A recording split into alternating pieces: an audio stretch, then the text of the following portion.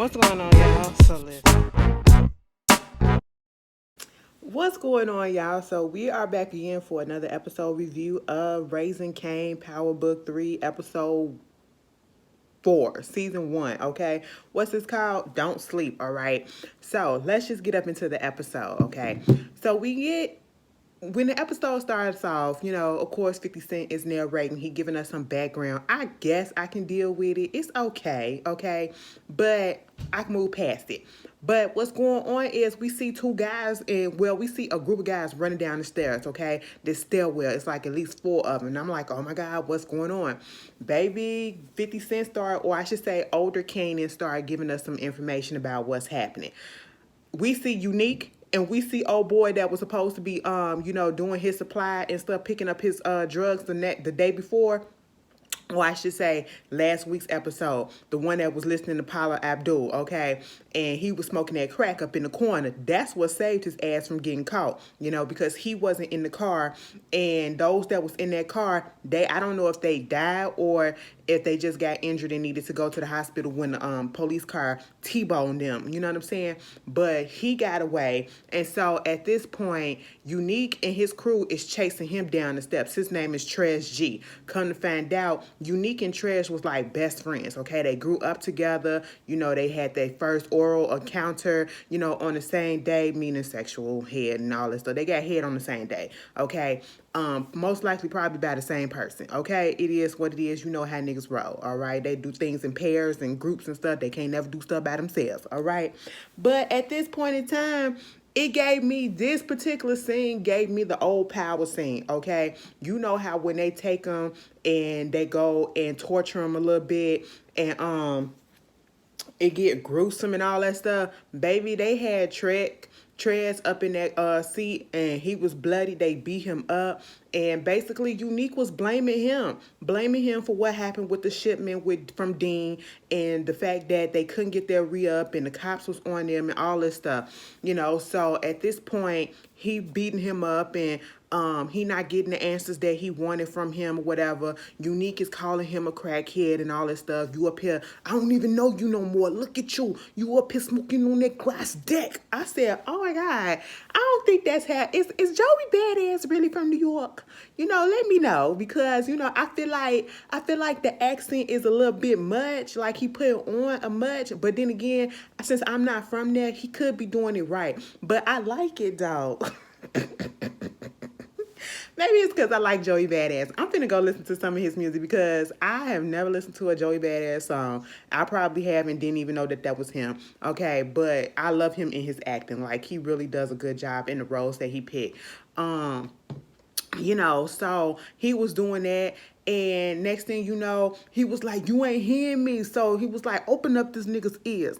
Girl, dude went and got the pliers and did like that. And he screamed a little bit. And I was like, he just twisting your ear. Calm down. He just twisting a little bit. Baby, he did that another time. And they showed the back of his. I said, oh my God, he was pulling it off. And I was cringing so hard. I said, and I couldn't even look. Next thing you know, he was like, I would never do nothing like that to you, okay? I love you, okay? That's what niggas say all the time. But truth be told, he probably did because they're family. They grew up together, okay? They're friends. And next thing you know, Unique said F that and just, shot him, okay? Killed him right there and said, I love you too. But stuff happens, okay? You knew it hurt him because he was fighting back tears. Later on, we see Kanan, he up there trying to. I appreciate this scene. Only for this part. When Kanan was fixing that food, I don't know what it was, spaghetti or lasagna, baked spaghetti or lasagna or whatever. It was some pasta stuff. Girl, the stove was kind of messy. It was a little bit messy. It actually looked like he was really making that food because sometimes that's what happened in real life. We mess up the stove a little bit. So I appreciate that. Then, he was like, yeah, getting ready and all this stuff. Rock and Symphony come in the house, okay? And he looking like, what the hell? So apparently at this point on this particular day, Kanan, he cooks dinner once a week or whatever for his mama. They had this day that, he cook dinner, they sit down, they eat it, I guess, them coming together. And that's their special time. And now you done brought Symphony into the mix, and he like, oh, so, y'all done already ate? That's what it is? And then, of course, Symphony trying to act like, no, no, no, we can eat and all this stuff. And I was just like, Symphony, bruh, I just wanted him to be quiet and let Rock take it, okay? Because Rock was just letting Symphony talk. She knew that Kanan was feeling some type of way.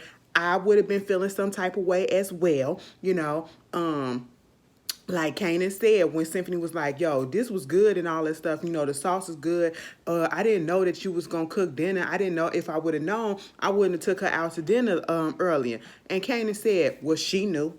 Okay, he was giving all the attitude. Rock wanted him to basically to respond to Symphony when he was talking to him and all this stuff, and he was giving him attitude. Of course, like the first of all, Kanan is her son. He's used to being the only person there at this particular moment since High Post passed away. He respected High Post because he was younger, okay? And now he's older and he's coming into trying to be a young man, and, he's so used to being just with his mom, and now you got somebody else coming in, and then the first introduction to Symphony wasn't the best, and so, he feeling some type of way. So I give Kanan that. Let me tell you something. I be telling my mom, I used to tell her, like, we could have had some stepdaddies, okay?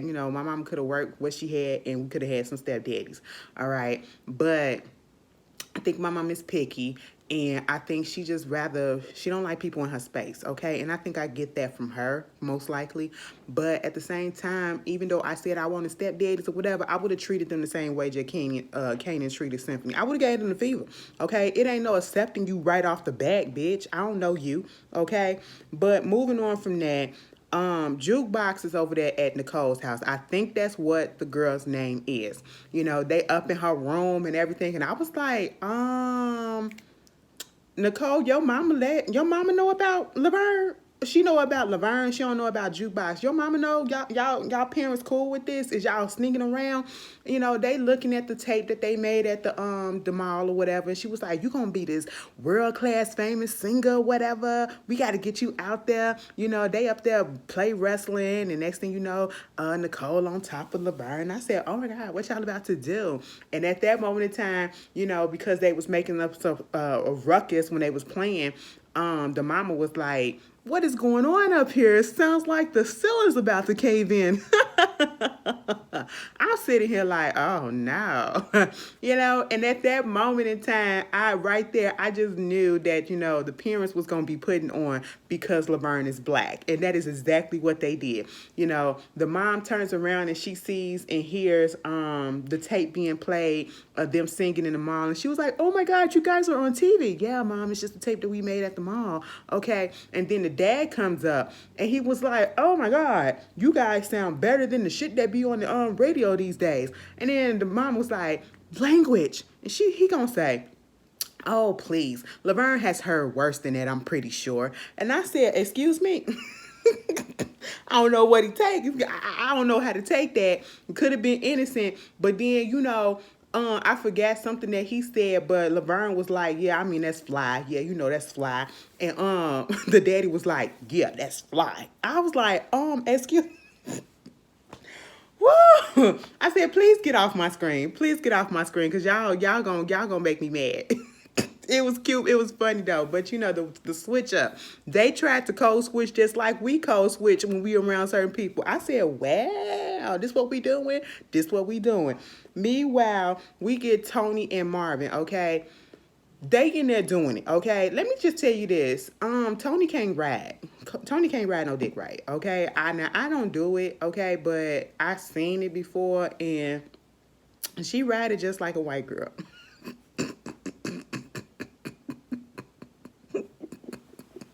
A uppity white girl, I should say. I said, girl, you doing it too much. I said, ain't no rhythm in it. Ain't no rhythm in it, girl. Oh my God, catch the rhythm, catch the beat. I said, oh, all right. But, at one point, Marvin tried to choke her, and she was like, wait a minute. But then she gave in. I said, girl, go ahead and let it happen. whew, a rush, okay? But at that moment, she wanted to cuddle afterwards. He was like, "What are you doing?" And he said, "I thought you said that you've been with other black men." "Yeah, I've been with other black men and we cuddled and all this stuff." He said, "Well, go get you one of them cuddling niggas, okay? Because that ain't what it is over here, you know." Basically she thinking that they in a relationship, and he putting his clothes on and stuff, and he noticed that the dog ain't ate. Okay, she talking about something, "I ran out of food yesterday." Okay, and he was like, "Wait a minute, so you ate but the dog hasn't eaten?" Man, fuck this. I said, "Oh, so you getting mad because she wanted to cuddle and because the dog?" I said, "Oh, people don't play about their pets. We already know this, okay?" And he left out of there with the pet. "You can't take him because that's a gift." I said, "Girl, let it go. Let it go, okay?" Meanwhile, Unique and his crew, they having a little conversation because things is going away. Just like Rock's corner was being dried out because of the situation that was happening with the cops coming in and taking down her corners and all that stuff. And then Dean, this whole situation between her and Unique, the same thing is happening with, Unique. Dean is not about to supply anything, and they are panicking because they are low on product. And now, Unique is like, "Whatever it is that we have, step on it harder, phase that thing out.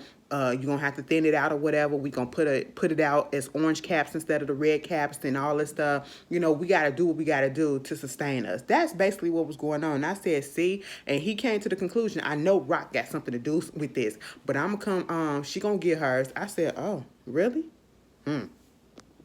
So Rock and Kanan, they, in the house or whatever, and she was like, "Listen, I ain't finna be, tiptoeing around you now. I apologize for, bringing Symphony over and missing our date or whatever, but it is what it is, okay? You my 15-year-old son. I ain't got to answer to you and all that stuff." And basically, Kanan has a right in a way to be in his feelings. And, Rock knows that, but she also knows that she screwed up. But at the same time, she is the mother, and she does and is allowed to have, a partner if she wants to. She is the adult in this situation, so she can do whatever it is that she want to do. But in this whole thing, he giving her fever, but she was like, "Listen, what you need to be concerned with is getting your grades back up, because I talked to Dr. West and your grades still slipping. So what's about to happen is I'm about to take you off the stash house." And he thinking that he about to get promoted. She was like, "No, you're not getting promoted, okay? What's going to happen is you're getting put into this after school program that they meet after school for a certain amount of days, and they meet on the weekends." I said, "Oh no, that had flashbacks, okay?" But let me tell you something. After school used to be fun in grammar school.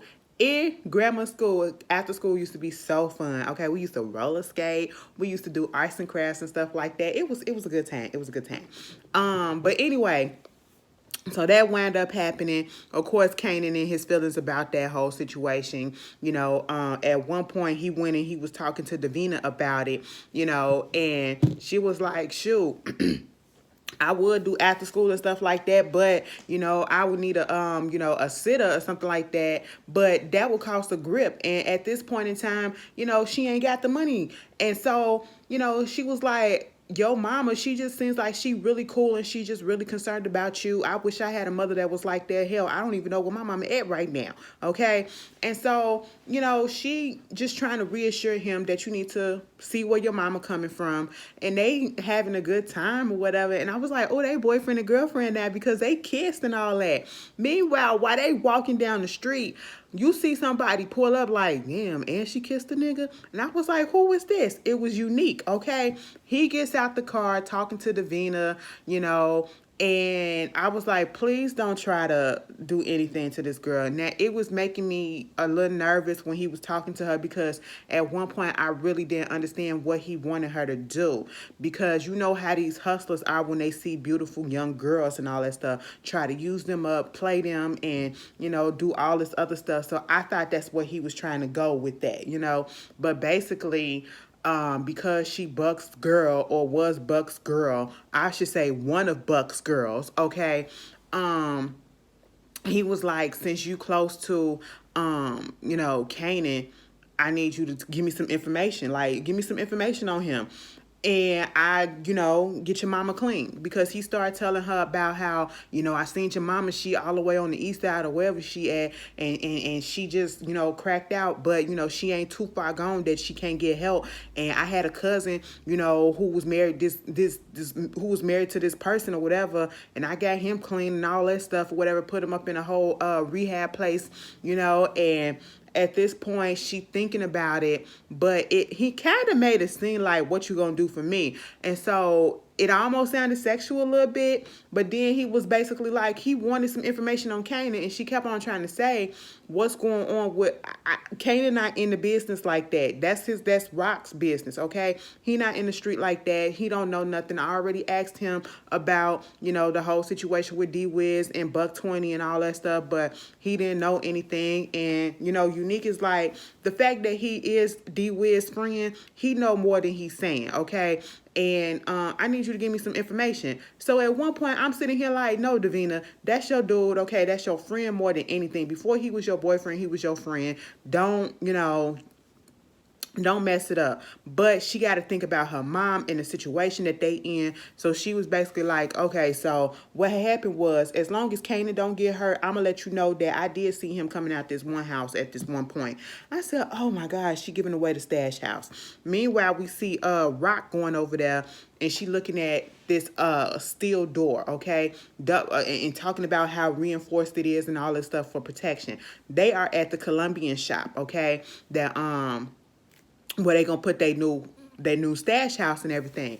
And, Marvin and Lou come in and, telling them what they gonna do and how they gonna have this, the product be up in there, and, they're gonna be working out of there. And of course, the shop owner, Gabe, he wants to know all the ins and out and how much drugs and how much this is gonna be coming in and out of the place. And, Rock was like, I don't have to tell you anything, and don't you ever tell me nothing, because this spot ain't your spot no more. It's my spot, okay? Basically told him off, okay? Put him in his place. And did you see the look on his wife's face? The wife had a little smirk like, oh, okay, because he's abusive. We saw when we first saw the wife, she had a black eye. And, I guess that's like, she's getting a little bit of inspiration from Rock, seeing this woman of color at that point too, this black woman come in and speak down to her husband, and he just cowers to her and just take it. Yes, she was getting a little bit, she liked that. I said, oh, girl, she finna start plotting. And I hope she do, and I hope she get out safe, okay? I hope Rock help her, because it's messed up the situation that she in. Meanwhile, you get, Marvin, he goes over there to Scrap house. Scrap was the dude that was running from Malcolm in the first last week, who was at the stash house with Kanan, babysitting him. And basically was telling him, come on, we finna move the stash over there to the store. And he was like, I'm not finna do nothing. I got food poisoning, and it is what it is at this point. But, we get to, speaking of Lou, Famous is in his booth at the studio with Crown, the producer played by Quincy, okay? And you got Jessica, his sister, just in there like, yeah, okay. Crown telling Famous, because he was in the booth, okay, you starting off good, but some of these, you gotta rap about stuff that people gonna feel, because ain't nobody gonna believe that this little kid got anything going on with the FBI or anything like that. Ain't nobody finna do that, okay, or nothing like that. So you gotta come back and come correct and be real with it. And so at this point, Jessica is just hyping up her brother to Crown. And he was like, okay, cool. I got this showcase happening with these industry folks. He can come in and he can, show off his skills and do what he got to do. But that means that me and you going to have to be working closer together. Now, while this is going on, Luke shows up and he's looking through the door and he sees them hugging, because Jessica was like, that's cool.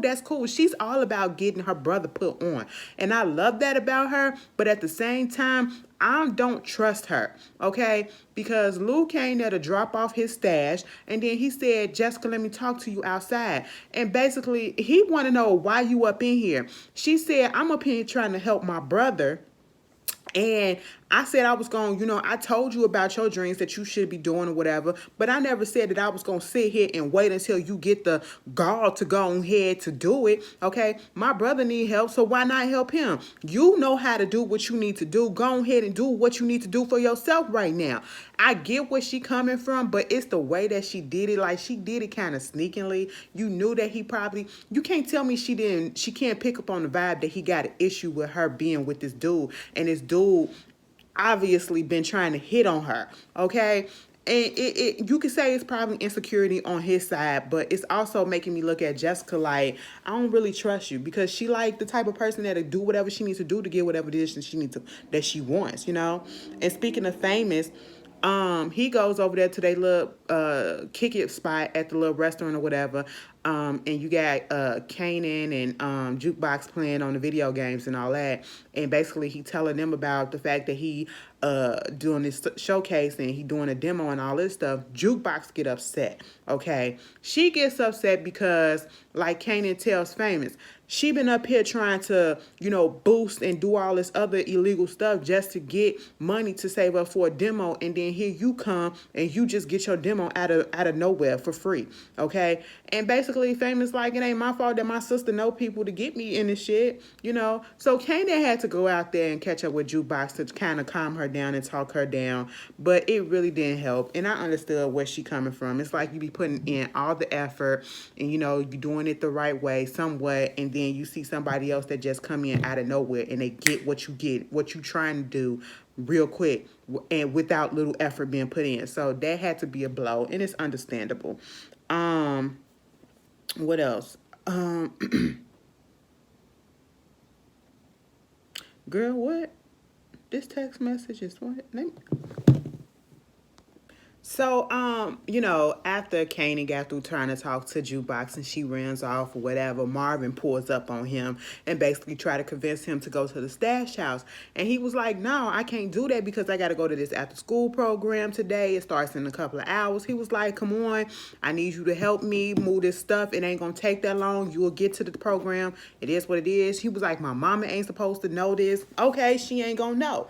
All right. So at this point, we see Rock. She over here talking to one of the project building managers or whatever, talking about she need a couple of apartments on the 7th and 8th floors. And he trying to tell her, listen, ain't no vacancies at this point, okay?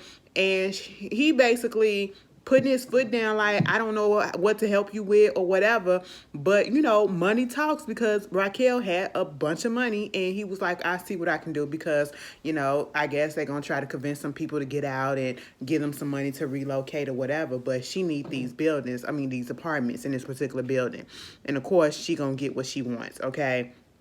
Jukebox went and confronted Lou at the little diner that they always go to, and was like, how is it that Famous can get a studio session and a demo and be up here with these industry folks or whatever at this gig, but yet you won't put that out there and do me a favor, Crown the producer or whatever, so basically he trying to calm her down, and your father wouldn't like this and all this stuff, and she was like, basically looking at him like, you're not good for anything at this point. You're just like my father, good for nothing.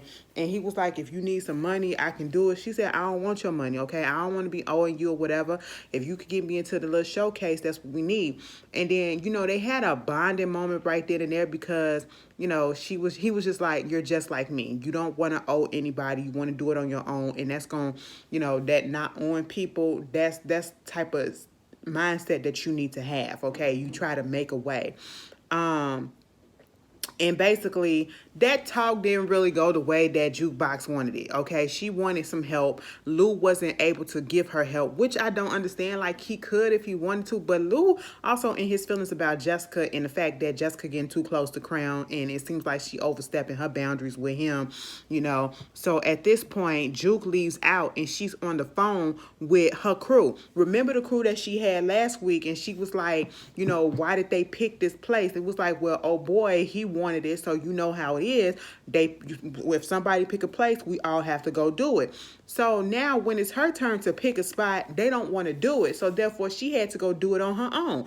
In the process, she almost got caught. by the guys from the truck, but then as she was walking on the street, she stole a jacket. Okay, as she was walking on the street, this security guards catch her. The security guard was the same guard that she stopped old boy from whooping his ass or damn near killing him last week. Okay, and he was like, you helped me out last week, I'm gonna let you go this time, but next time it ain't gonna be no favors or whatever. So she goes over there to Nicole. Nicole got the coat on, and she just like in deep thought and everything about how the security guard gave her a second chance and all this karma and stuff. And she was thinking like maybe you was right because she gave her the jacket to let her keep. And I'm sitting here like, what? You did all this to get this jacket to this girl who can afford to buy this jacket, all because you feel like she was right because of this karma stuff that happened. I said, no, take that jacket back and go sell it. Okay. I'm like, I wasn't here for it, but I get it, but I wasn't here for it because right before that, Nicole was like, why? I don't understand why you doing all this over this jacket. Okay. What's so special about this jacket? It's just a simple jacket. And she was like, because it's a simple jacket to you because it was meant for people like you to be able to afford it, not meant for people where I come from to be able to afford it. We not supposed to have it, so therefore it's a luxury. Okay. And so they vibing and teaching each other, on schooling each other on their ways and where they come from and stuff like that. And Jukebox gonna say, I just want you to think about me when you wearing it. And old girl's like, I think about you every time I do anything. And then this music started coming on, this song or whatever. She started dancing to it. Next thing you know, she in the bed with Juke and they kissing and all that stuff. And they proceed to get it in, okay? And Juke was like, I ain't never did this before. She was like, well, I have. And Juke got her some sloppy top. I was like, all right. She done bust that lesbian cherry. I said, oh, that's so nice. We shouldn't be watching this because they're kids, but that's so, Anyway, I was just hoping that the parents didn't bust in. Because the girl already said her mama and her daddy ain't here for some shit, okay? And that's what it is, that lesbian stuff, all right? And then this is the early 90s, okay? AIDS just came out mid 80s, all right? And the homosexual stuff and all that stuff, it was a big thing. Girl, no, okay? So I was just scared for Lil Juke. I said, please don't get caught up in this white girl's house, okay? Because they probably going to flip it and make it seem as though you forced her to do this, okay? You know how it is. Meanwhile, back at the stash house, Marvin and Kanan get there, and Unique is spinning right out there with his boy, and they was like, damn, Davina was right, okay? So Marvin and Kanan up in there trying to clean it up, and they got money everywhere. So they putting it in bags and boxes and taking it out. And so at this point, Marvin comes in there and was like, yo, I got to go do something right quick. Give me 20 minutes. I'll be back. I'm locking the door. Don't let nobody in. Baby, as soon as he left, girl, he on his way back. They done broke into the house, busted everything up, holding Kanan at gunpoint, stealing all the money. Marvin pulls up and sees this because he went to the other stash house at the Colombian store and to check on stuff and to put the other stuff that he had already put in the trunk in there. Okay, and Gabe, of course, is getting impatient by that. Marvin sees what's going on, sees a couple of the dudes putting the money in the van, so he rams his truck into them because I guess he thought he was going to at least get one, ram him up or whatever, but he jumped into the van, so he didn't get rammed up. And, of course, he started trying to shoot him, but it didn't work. He goes into the house and see that one of the other guy is holding Kanan hostage, and, he winds up shooting and killing him, and the dude fell on top of Kanan, so he got mess all over his shirt and everything. Kanan throwing up and all that. And so he had to hurry up and get home, and he's sneaking past Raquel, okay, because he needs to get to his after-school program at this point, So he hurries up and go into the house and in his room and change his clothes, and he throws the shirt underneath his bed trying to hide it. So Raquel is about to drive him to the after-school program and was like, listen, I just want you to like Symphony. He was like, eventually I will. And it was like, just give him a chance. Just know that nobody is coming to take your place. You will never be replaced or anything like that. And I was like, trying to reassure him. That was cute. And so they get to the place, right? Why is Symphony his teacher at this after school program? I said, what is happening? Now, did Kanan know this or not? I don't think he did. Meanwhile, at the end of the episode, Raquel is up there going through Kanan's room to pick up the dirty laundry, and she just so happens to see something peeking from underneath his bed. But you know how kids are, especially boys at this age. They throw any and everything underneath the bed, and so you just gotta check stuff. And so she found the t-shirt underneath there, and she looking like, ain't this about a bitch, okay? She trying to get him out the streets, but he keep getting into it. She is gonna have a time with this boy, okay? And I said you can't blame nobody but yourself because you brought it into his life. But that was Power, Raising Kanan. I hope I got everything. If I did, we'll discuss it in the comments. Y'all tell me how y'all felt about this episode, and I will see you guys later today for Potomac, okay? Peace.